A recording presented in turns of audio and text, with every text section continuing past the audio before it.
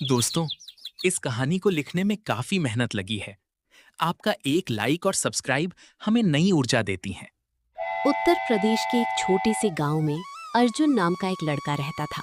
गांव छोटा था, लेकिन वहां हमेशा भीड़ लगी रहती थी, क्योंकि वहां एक बड़ा रेलवे स्टेशन था। सुबह से रात तक ट्रेनें आती जाती रहती थीं। स्टेशन के बाहर चाय वालों, रिक्शा वालों और छोटे छोटे ठेलों की लाइन लगी रहती थी। लेकिन भीड़ होने के बावजूद वहां रहने वाले कई लोग बहुत गरीब थे।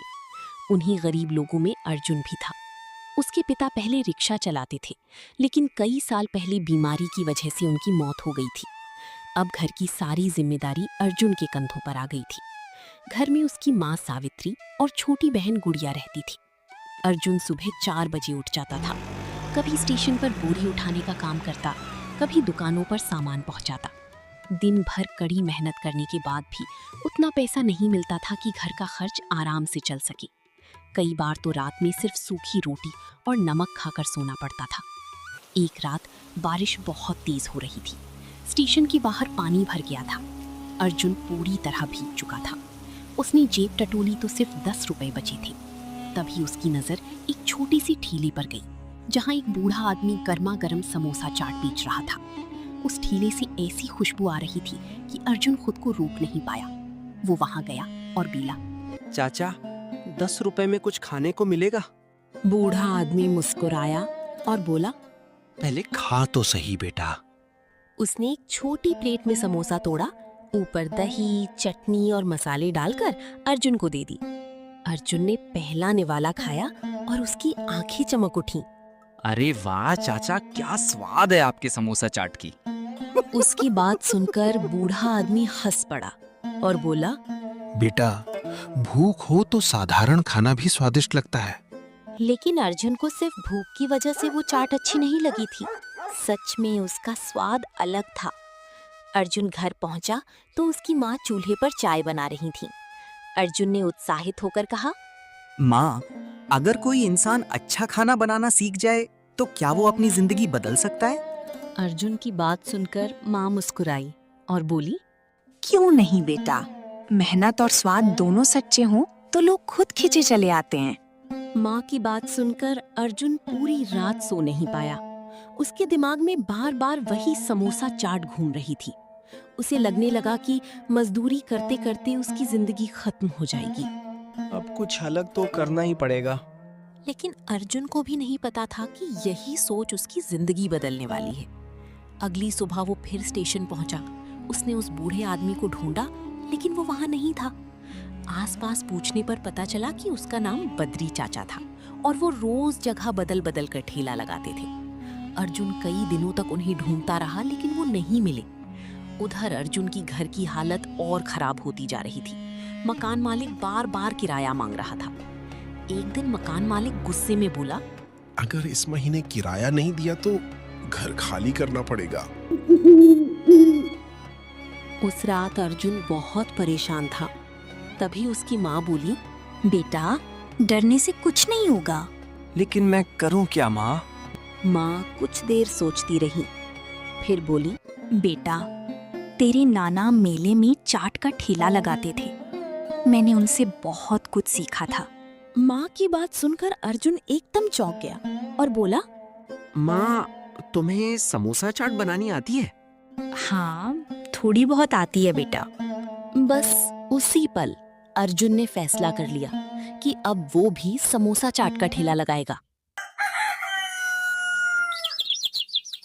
अगले दिन उसने अपने दोस्त पिंटू को सारी बात बताई। पिंटू स्टेशन पर चाय बेचता था। अर्जुन की बात सुनकर पिंटू बोला, भाई, तेरा विचार तो अच्छा है, लेकिन पैसे कहाँ से आएंगे? कुछ ना कुछ करूंगा भाई। फिर उसने अपनी पुरानी साइकिल बेच दी।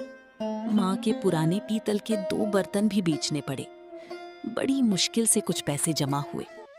उन पैसों से उसने एक पुराना ठेला खरीदी, कढ़ाई ली, आलू, मसाले, दही और बाकी सामान खरीदा। घर लौटते वक्त उसके चेहरे पर कई महीनों बाद खुशी दिखाई दे रही थी। लेकिन उसी रात उसकी माँ की तबीयत अचानक खराब हो गई। उन्हें तेज बुखार और सांस लेने में दिक्कत होने लगी। अर्जुन घबरा गया। वो उन्हें सरकारी अस्पताल लेकर गया। डॉक्टर ने जांच करने के बाद कहा, इनकी हालत कमजोर है, इन्हें ज्यादा मेहनत नहीं करनी चाहिए। डॉक्टर की बातों से अर्जुन की उम्मीद टूट गई। जिस माँ के सहारे उसने सपना देखा था, अब वो काम करने लायक नहीं थी। अस्पताल से लौटते वक्त वो चुप था। फिर वो स्टेशन के पास एक बेंच पर बैठ गया। उसकी आंखों में आंसू थे। तभी पीछे से आवाज आई। इतना उदास क्यों बैठा है बेटा? अर्जुन ने पीछे मुड़कर देखा। वो वही बद्री चाचा थे। अर्जुन ने उन्हें सारी बात बता दी। बद्री चाचा कुछ देर तक चुप रहे, फिर बोले, अगर इंसान हार मान ले तो गरीबी कभी पीछा नहीं छोड़ती बेटा। फिर उन्होंने अर्जुन को अपने छोटे से घर में लेकर गया।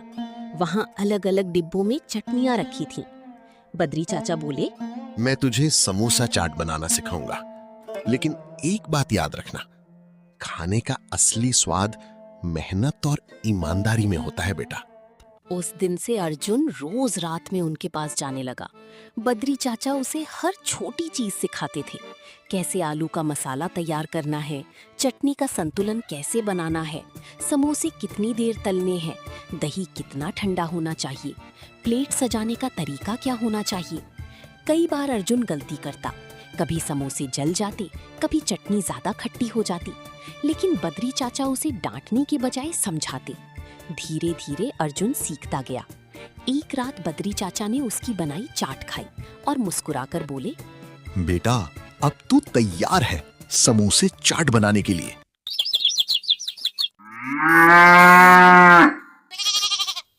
अगली सुबह अर्जुन ने गांव के चौराहे पर अपना ठेला लगाया। शुरुआत में कोई ग्राहक नहीं आया, लोग सिर्फ देखकर आगे बढ़ जाते थे।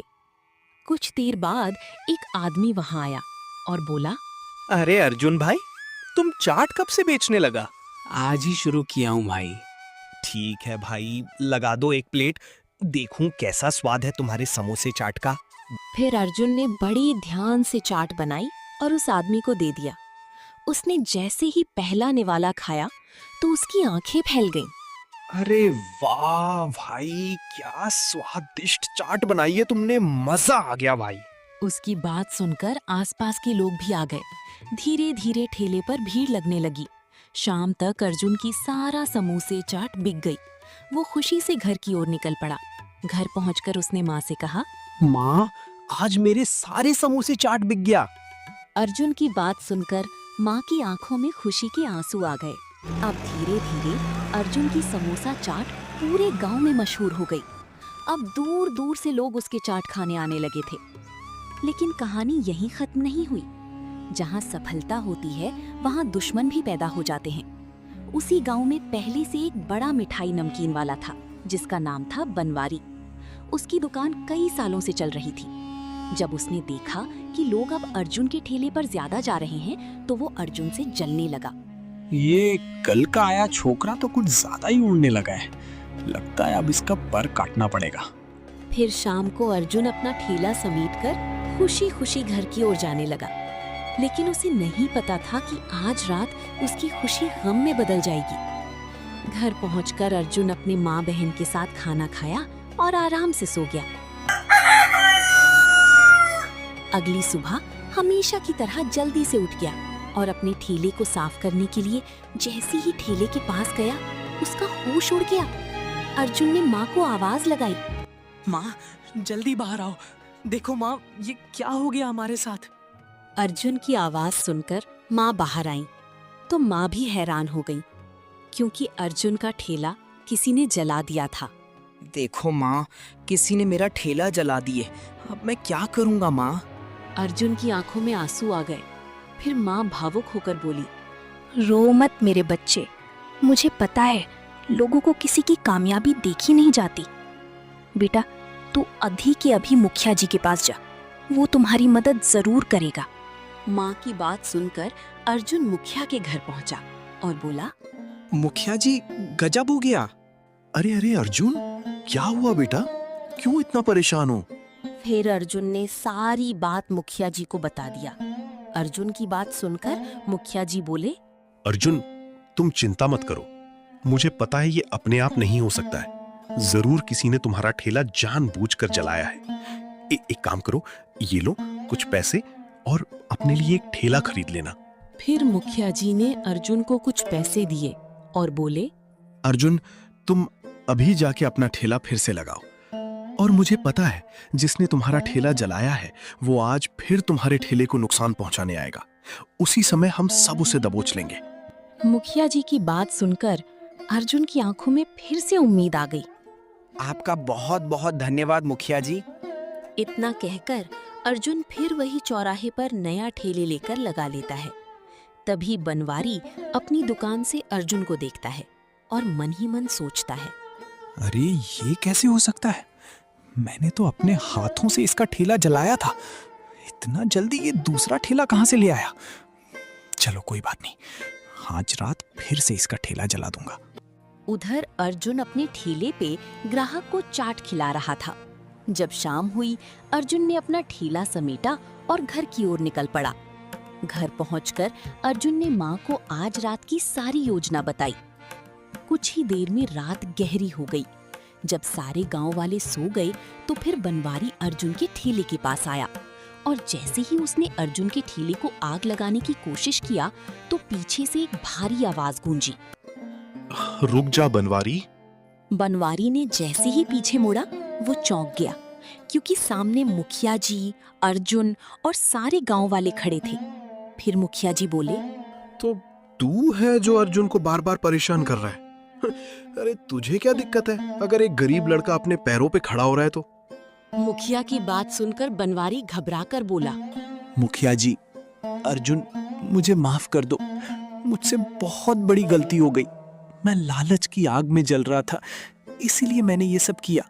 उसकी बात सुनकर मुखिया जी बोले, बनवारी, तुझे माफी नहीं मिलेगी।